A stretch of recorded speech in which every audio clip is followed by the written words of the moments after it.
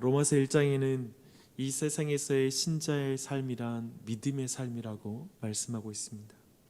복음에는 하나님의 의가 나타나서 믿음으로 믿음에 이르게 하나니 기록된 바 오직 의인은 믿음으로 말미암아 살리라 라고 말씀하고 있습니다. 그런데 오직 의인이 복음에 나타난 이 하나님의 의, 곧 그리스도를 믿음으로 말미암아 산다라는 것은 이 세상에서 참 녹록지 않는 일인 것 같습니다. 보이는 세상은 신자들의 믿음이 허구라고 말하고 보이는 것이 전부다라고 말하고 살기 때문에 그렇습니다. 주변에 나와 너무나 가까운 사람도 믿음으로 살기보다는 그냥 현실적인 세상의 충고를 듣고 살아가는 것, 그렇게 달려가는 모습 보면 참 우리가 이 믿음으로 산다는 것이 쉽지 않다는 걸 느끼게 됩니다. 지난 주일의 메시지를 한번 생각해 보십시오. 이 세상이라는 운동장에 보이지 않는 선이 다 그어져 있습니다. 하나님의 법이라는 규칙이 이 세상에 있고 하나님의 원리로 의해서 이 세상이 움직이고 있습니다. 그리고 하나님이라는 심판관, 그 심판이 이 땅 가운데 계십니다. 그런데 우리의 현실에서 만나는 사람들은 어떻게 살고 있습니까?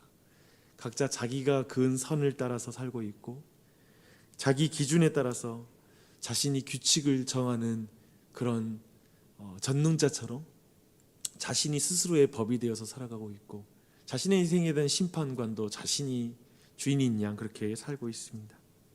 그런 곳에서 하나님을 믿고 산다라는 것, 하나님의 말씀을 따른 삶을 살아간다라는 건 참 고단하고 힘이 드는 것 같습니다. 오직 의인은 믿음으로 말미암아 살리라. 이런 믿음을 고백하는 이들을 세상이 가만히 두지를 않습니다. 그냥 지켜보고만 있지는 않더라고요. 그렇죠? 오늘 보니까 그렇게 신자의 마음을 긁고 비아냥거리는 인물이 나오고 있습니다. 아수르 왕과 그리고 그의 군대 장관이 히스기야와 그리고 유다 백성을 긁고 있습니다. 이 아수르와 관련된 역사적 배경을 이해하는 것은 오늘 본문을 이해하는 데 굉장히 도움이 됩니다. 우리가 지난주에 제가 이사야 7장 말씀 전했을 때 히스기야의 아버지인 아하스 시대에 아람과 북이스라엘 동맹에서 유다를 침공하는 일이 있었습니다. 근데 그때 아하스 왕이 그리고 백성들의 마음이 바람에 흔들리는 숲과 같이 흔들렸다라는 그런 말씀이 있었죠. 그때 이 남유다의 왕이 결국 아수르에게 도움을 요청했습니다. 그런데 이제 히스기야 때에 와서 이제 그 아수르가 지금 히스기야의 나라를 그리고 유다 땅을 침공하고 있는 것입니다. 유다는 히스기야 때에 와서 아수르를 의존하는 정책을 그가 멈췄거든요. 이런 전환은 당시 국제 정세에서는 아수르에게는 이런 메시지였어요. 이제 남유다가 자신들과 고대 근동에 대한 패권을 경쟁하고 있는 이제 애굽을 의지하기로 했구나라는 그런 메시지로 받아들인 것입니다. 그래서 36장 보니까요, 사네립이 유다를 침공해서 모든 유다의 견고한 성읍을 이제 점령했다라고 이렇게 말하고 있습니다. 우선 36장에서 사네립은 라기스라는 지역에 머물면서 랍사게라는 신하를 보내어 히스기야와 유다에게 모욕을 줍니다. 그 내용의 핵심이 이런 거예요. 너희들이 의지하는 것은 무력하다. 이게 그가 말하는 메시지입니다. 특별히 너희들이 두 가지를 의지하고 있는데 둘 다 무력하다. 특별히 첫 번째, 애굽은 아수르 앞에서 상한 갈대와 같이 그렇게 약한 존재일 뿐이다 라고 이렇게 지적하고 있고요. 또한 너희 왕이 의지하고 있는 저 여호와라는 신, 그 신은 아수르의 신에 비하여 무력한 신에 지나지 않는다. 아수르의 신을 누가 이겼냐? 아수르에게 어떤 왕이 이겼고 나라가 이겼냐라고 이렇게 말하면서 그들은 여호와 신이 너희들을 구원할 수 없다라고 말하고 있습니다. 특별히 랍사기는 이 말을 유다 방언으로 말했다고 말합니다. 그래서 여론전을 펼쳐서 백성들의 마음을 동요시키려고 하는 그러한 전략을 사용하게 됩니다. 사실 잘 생각해 보면 지금 사네립이, 그리고 이것은 역사적으로 계속 반복되고 있는 것인데요, 사탄이 말로 하나님의 백성들을 흔들려고 하는 것은 당장 그들이 어떻게 할 수 없기 때문에 그렇습니다. 지금 사내립이 여론전을 펼치는 이유도 뭐냐면 당장 예루살렘을 쉽게 무너뜨릴 수 없기 때문에 그렇습니다. 왜냐하면 애굽의 군대가 움직이려는 그런 기류도 있었고요. 또 한 가지, 예루살렘이라는 성 자체가 쉽게 단기간에 정복할 수 없는 그런 요새이기도 했습니다.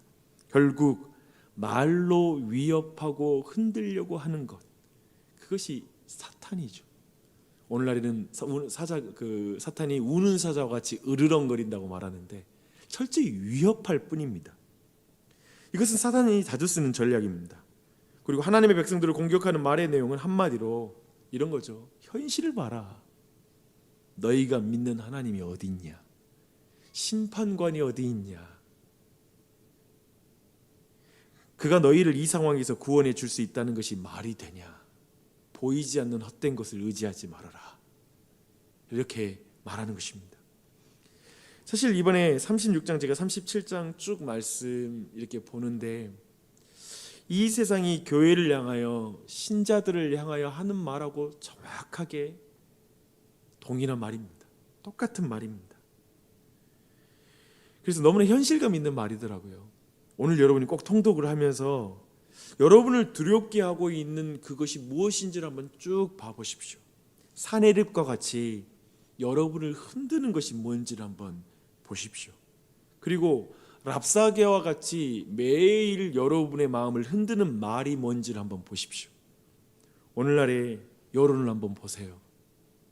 부동산 전망과 재테크 관련 소식들, 코로나19의 급변하는 사회 속에서 우리 자녀들을 어떻게 교육해야 되는가에 대한 조언들, 수없이 많은 말들이 생존 경쟁과 관련해서 이게 너희들을 살려줄 거야 라고 하는 그런 메시지들이 얼마나 많습니까? 사실 이 나라를 부동산 광풍으로 이끄는 것들은 사실 여론전이지 않습니까? 이러지 않으면 너 죽을 거야, 죽을 거야, 못 살게 될 거야, 망하게 될 거야. 수없이 많은 메시지 앞에 사람들 마음이 얼마나 흔들려요. 영끌영끌 하잖아요. 그래서 사람들이 거기에 신자들의 마음도 요동합니다. 하나님을 따르는 백성들도 마음을 어떻게 주체하지 못하고 그런 말 들리면 정말 귀가 흔들리고 마음까지 흔들립니다. 어떻게 반응해야 될지 모르겠어요. 근데 히스기야의 반응을 좀 주목할 필요가 있습니다. 36장 21절을 보니까 랍사게의 말에 우선 이스라엘 백성의 무응답으로 반응합니다. 왜냐하면 히스기야가 대답하지 말라고 명령했기 때문에 그랬습니다. 근데 왜 대답하지 못하게 했는지 이후 행동을 통해서 잘 드러나고 있습니다. 37장 1절에 보면 히스기야 왕은 자기의 옷을 찢고 굵은 베옷을 입고 여호와의 전으로 가요. 참 중요한 거예요. 먼저 지금 그 대적 앞에 자기 생각과 자기 꾀로 먼저 말하는 게 먼저가 아니라, 어쩌면 또 자기의 의분으로 말하는 게 아니라 여호와의 전으로 먼저 간다가 보이고 있고요. 그리고 신하를 이사야에게 보내고 있습니다. 히스기야는 지금 하나님께 먼저 말하고 하나님의 말씀을 먼저 듣고 나서 대적들에게 말하기로 결정한 것이죠. 그래서 자신의 지혜와 능력으로 대응하지 않기로 결정한 것입니다. 매우 중요합니다. 그래서 이사야는 그런 히스기야에게 이렇게 말합니다. 아수르 왕의 종들이 나를 능욕하는 말로 두려워하지 말아라. 두려워하지 말아라. 두려움 가운데 세상을 향해 말하는 거 원치 않는 거예요. 여호와의 전에 나아가 주님께 기도하고, 또한 선지자를 통해 주의 말씀을 듣기 전에 내가 이 세상의 말 앞에, 그리고 그 앞에 내가 지혜롭게 행동하지 않겠다, 내 꾀로 행하지 않겠다는 걸 결정하고 나온 것이죠. 오늘날에도 우리에게 필요한 반응입니다. 이 아침에 왜 나오셨어요? 이 아침에 왜 기도하십니까? 저는 이 고백이 히스기야의 고백이 되길 바라요. 삶이 녹록지 않죠. 우리를 위협하는 것이 가득하고 이런저런 말 다 듣다 보면 어떻게 판단해야 될지 모르겠어요. 근데 가장 먼저 하루를 시작하기 전에 내가 주님 앞에 나아가 기도하고 주님의 말씀 듣기 전에 내가 이 하루에 내가 바르게 반응할 수가 없습니다. 바르게 대처할 수가 없습니다. 라는 그 믿음의 고백으로 나온 줄 믿습니다. 바로 그것을 우리에게 보여주고 있어요. 근데 이 상황 속에서 사실 국제 정세가 급변하게 됩니다. 애굽이 아수르를 대적하기 온다는 소문이 아수르의 정보망에 걸리게 됩니다. 그래서 아수르 왕은 이제 후퇴하는 모양새를 취하게 돼요. 그러면서 이제 또 한 번 히스기야 개인을 협박하기 위해서 서신을 보내고 있습니다. 10절부터 13절의 협박 편지의 내용은 한마디로 아수리 왕이 내가 물러간다고 하여서 하나님이 예루살렘을 사네립의 손에서 건지려고 한다라는 하나님의 말씀에 속지 말아라 라고 이렇게 또 편지하고 있습니다. 사네립은 자신이 반드시 와서 다른 여러 나라의 왕들에게 한 것처럼 히스기야를 너를 죽이고야 말 것이다 라는 또 협박성 편지를 또 보내고 있는 것입니다. 정말 사네립은 정말 예리한 사람이기도 해요. 정말 사악해요. 사탄들도 잘 알아요. 뭐냐면 히스기야가 의지하고 있는 것을 흔드는 것, 끝까지 그걸 흔들어 놓으면 곧 나중에 자신들의 모든 판은 위리하게 갈 거라는 걸 잘 알고 있는 것입니다. 결국 그의 믿음을 꺾는 것에 모든 사활을 걸어요. 여러분 기억하십시오.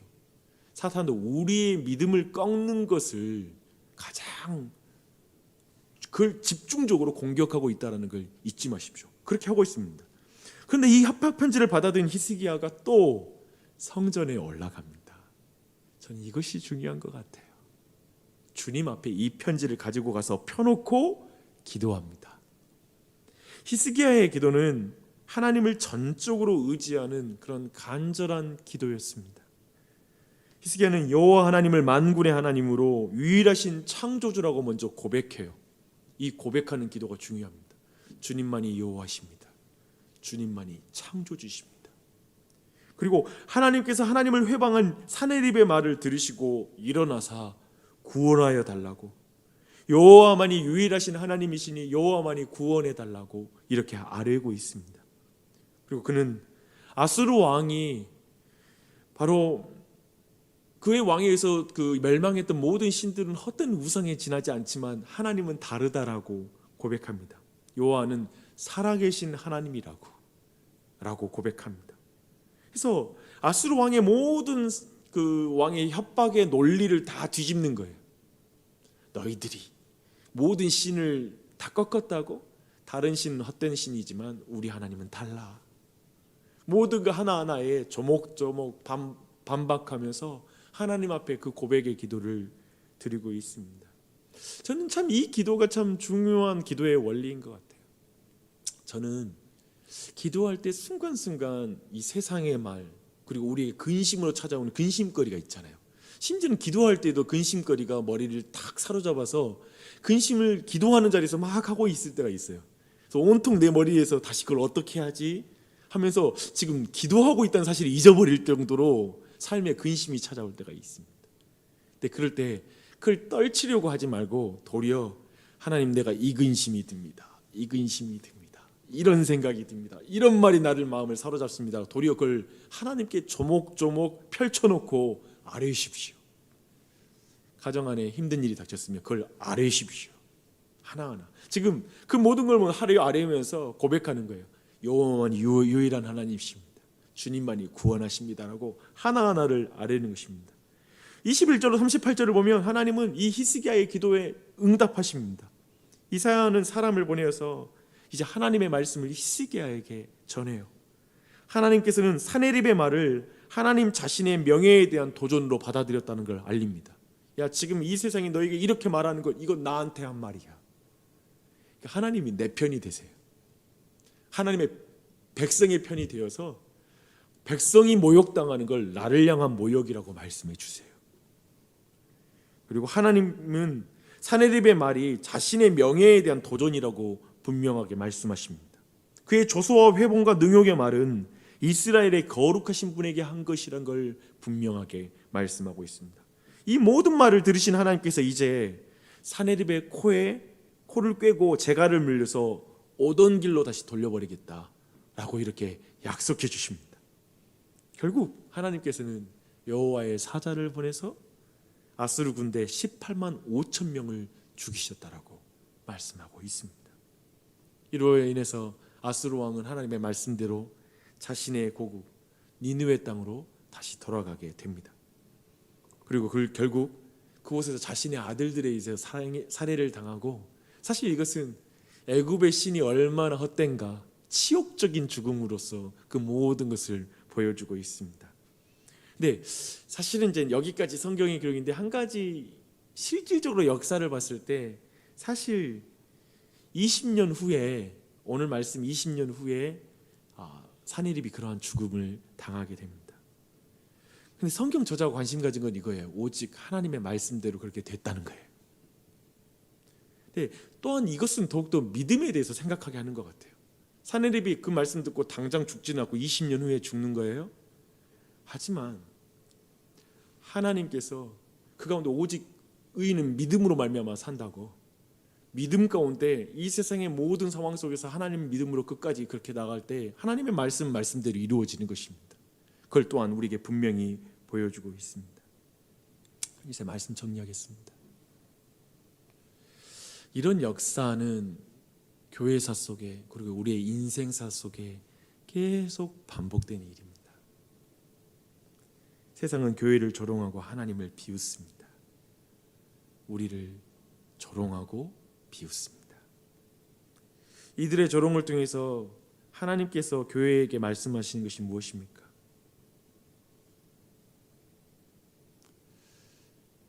하나님, 우리 모두가 오늘 말씀 통해 특별히 기도에 대해서 가르치고 있는 걸 한번 주목했으면 좋겠어요. 누구를 의지할 것인가? 우리는 아수를 의지할 수 없죠. 또한 우리의 깨와 우리의 지혜를 먼저 의지할 수 없죠. 이 세상의 조롱 앞에 여호와의 전을 향해 나아오는 것, 그리고 주님께 기도하고 선지자에게 지혜를 구하는 것, 말씀으로부터 하나님의 말씀을 먼저 듣고 행하는 것을 먼저 결정했으면 좋겠습니다. 제가 그런 생각이 너무 들어요. 최근에 제가 자꾸 그런 말 나누죠. 은사가 아니라 은혜로 사역하는 것이라고. 제가 되게 좋아하는 목회자들이 있는데, 제가 유튜브 영상으로 한 목사님들의 인터뷰를 좀 봤어요. 그 주제가 뭐였냐면, 다음 젊은 목회자에게 타락하지 않도록 그들을 좀 더 세워주는 그런 나이 드신 두 분 목사님, 조엘 비키와 팀 켈러 목사님에게 그런 질문을 한 거예요. 다음 세대의 그런 젊은 목회자들이 타락하지 않기 위해서 어떤 것이 좀 필요한지를 말해달라고. 그래서 조엘 비키 목사님이 최근에 자신이 팀 켈러 목사님께 영향을 받은 목회자의 설교를 들었는데, 자신은 그 목사님이 팀 켈러 목사님이 읽은 책들을 읽었으면 좋겠다라고 이렇게 조언을 하는 거예요. 그런 거 있잖아요. 누군가의 어떤 은사와 어떤 드러나는 것들 내용을 그대로 카피하는 게 아니라 그가 읽었던 책들을 통해서 근본적으로 그 자신이 이렇게 서는 게 타락으로부터 자신을 막을 수 있는 것이 되는 것 같다라는 것이죠. 이제 그 말을 먼저 조엘 비키 목사님이 말하고 나니까 팀 켈러 목사님께서 두 번째 말하기를, 자신은 참 중요한 게 은사와 은혜가 있는 것 같습니다. 근데 은사라는 것은 사실 시간이 갈수록 개발되면 은사를 통해서 설교를 잘할 수도 있고, 그러다 보면 교회가 성장하는 건 은사로도 교회가 성장할 수 있는 것 같다고. 설교 충분히 이제 성경 오래 보다 보면 설교를 어떻게 해야 될지도 잘 알게 된다고. 그리고 사람들이 되게 은혜 받기도 한다고. 그런데 그 은사로 나아갈 때 결국 많은 경우에 타락하게 된다고. 하나님의 은혜가 필요하다고. 은혜로 사역하는 게 필요하다고. 하나님과의 관계 안에서 사역할 필요가 있다고 라고 말하는 거예요. 그러면서 뭘 말했냐면, 그러면서 다음 목회자들이 기도하는 걸 놓치지 않았으면 좋겠다고. 기도를 하지 않는 이상 은혜 가운데 있을 수 없다고. 그걸 지적하는 거예요. 저는 그 말이 너무나 와닿는 거예요. 제 안에 너무나 굉장히 깊이 와닿았어요.